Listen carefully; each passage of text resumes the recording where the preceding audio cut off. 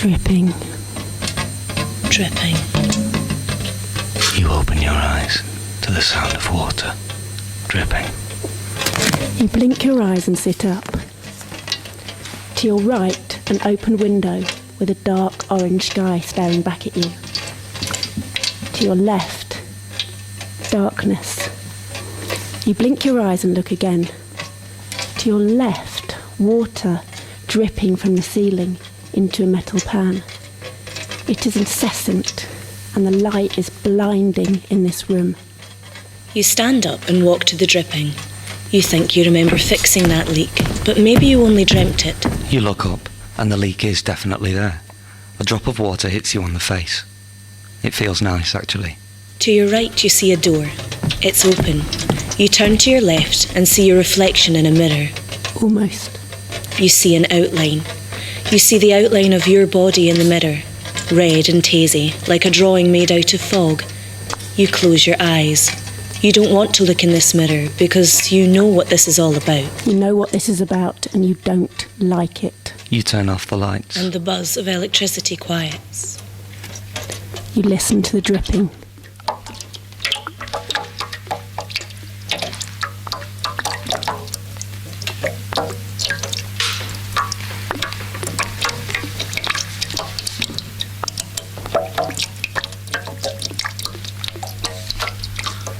The sound is making you anxious, so you get dressed.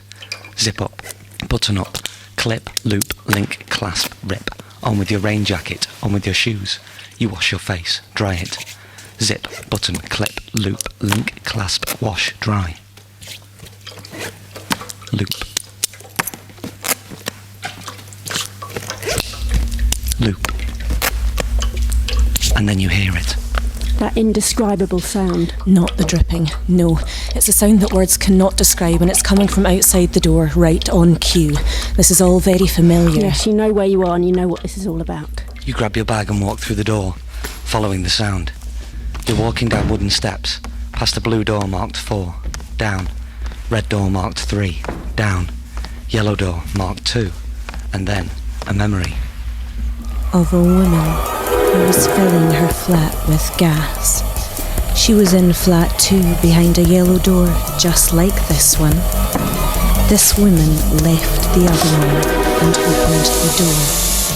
Gas poured into her flat, and a Dolly Parton song played from speakers somewhere.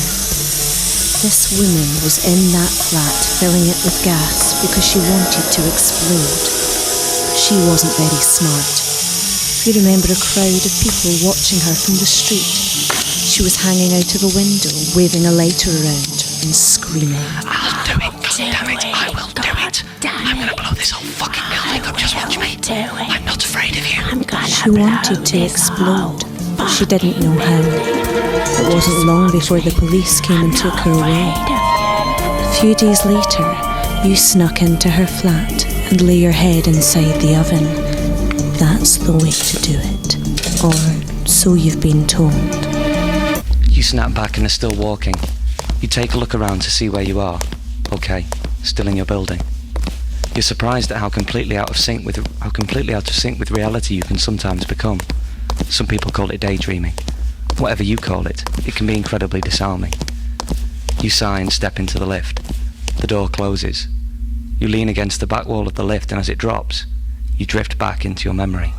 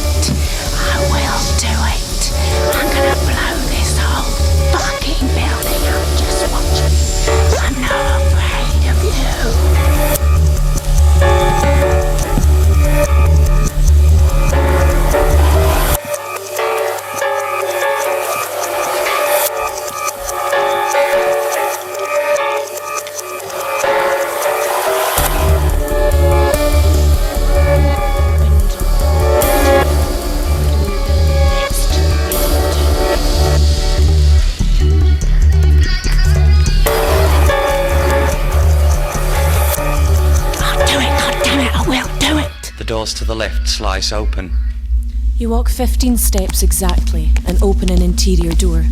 On your right, a bank of letterboxes. You take your key out of your pocket and open yours.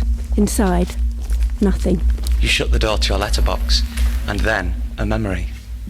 Of a woman Of a man. who hung himself out of a window on the 15th floor of the blue building next to the radio tower.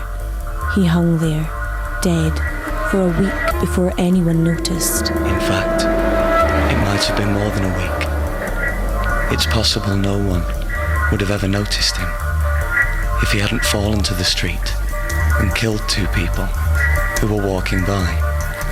The rope he'd hung himself on had frayed from the weight of his body blowing in the wind. And he fell. Like so much dead weight. No one claimed his body, what was left of it, and no one knows why he killed himself. But in that spot, where he came crashing to the ground, there was a strange, indescribable feeling that shivered over anyone who crossed it. You know this because you remember what it felt like, that awful shiver, like hot and cold all at the same time, coursing up your spine in pricks of sensation. Yes, you have crossed this spot before, and the memory of it is permanently etched into your body. Why are you having this memory? You rewind. You were walking down steps, past a yellow door marked 2, down, into the lift, down, out past the letterboxes. You open the door and take a deep breath. You're on the street. You don't remember the last part of your walk, but that's okay. Sometimes time has holes in it. You turn around to orient yourself. You look for the sound.